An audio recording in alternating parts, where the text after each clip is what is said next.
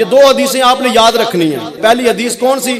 فرمایا کہ روٹی کی عزت کرو کیونکہ روٹی کو عزت اللہ نے دی ہے، اور دوسری حدیث مبارکہ حضور علیہ الصلوۃ والسلام نے فرمایا کہ کھجور کی عزت کرو کیونکہ یہ کھجور تمہاری پھپھی ہے۔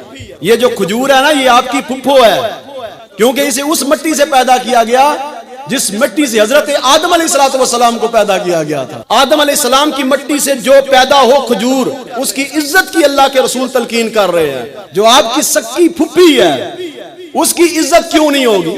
آج کل بہت زیادہ میمز بنی ہیں، آپ میڈیا پہ دیکھیں، مذاق بنا ہوا ہے، پھپھو کو مذاق بناتے ہیں۔ پھپھو جیسا رشتہ پاکیزہ، پیار کرنے والا، محبت کرنے والا رشتہ آپ کو نہیں ملے گا۔ یہ بہت پیارا رشتہ ہے۔ بہن بھائیوں میں 100 اختلاف ہو جاتے ہیں، ناراضگیاں ہو جاتی ہیں، مگر اولاد کا حق نہیں بنتا کہ وہ اپنے باپ کی بہنوں یا اپنی ماں کی بہنوں یا اپنے باپ کے بھائیوں یا اپنی ماں کے بھائیوں کے ساتھ زیادتی کرے۔ یہ اولاد کا حق نہیں بنتا۔ ان کو عزت کرنی چاہیے۔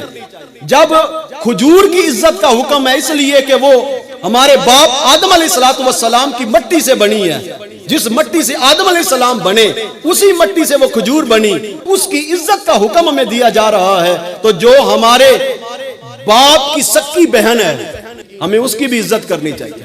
پھپھیوں کی عزت کرو، ماں باپ کے آپس میں، بہن بھائیوں کے آپس میں اختلاف ہزار ہوں، اولاد کا حق نہیں بنتا کہ وہ توہین کرتا پھرے۔ اپنی پھپھیوں کی عزت کیا کرو۔ ہاں جی، وہ یہ بہت پیارا رشتہ ہے۔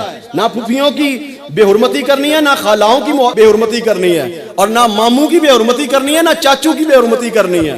ہاں، یہ ایک فطری تقاضا ہوتا ہے کہ ماں اپنے بہن بھائیوں کی طرف کھینچتی ہے، باپ اپنے بہن بھائیوں کی طرف کھینچتا ہے۔ تو جو سمجھدار اولاد ہوتی ہے اس کا حق بنتا ہے کہ وہ دونوں کو اعتدال کے ساتھ، چاچے ہیں یا وہ ماموں ہیں، ان کو اعتدال کے ساتھ محبت اور پیار اور احترام کا جو رشتہ ہے اس کو قائم رکھے، اس کو ٹوٹنے نہ دے، اس کو خراب نہ ہونے دے۔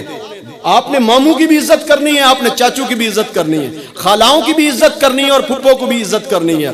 اپنی نند کے ساتھ آپ کی ماں کے اختلاف ہو سکتے ہیں، آپ کے ابو کے، آپ کے ماموں کے ساتھ اختلاف ہو سکتے ہیں، مگر آپ کے کسی کے ساتھ اختلاف نہیں ہونے چاہیے۔ آپ ادب والا مقام جو ہے اس کو ہمیشہ ملحوظ خاطر رکھنا ہے، اس کو نہیں چھوڑنا۔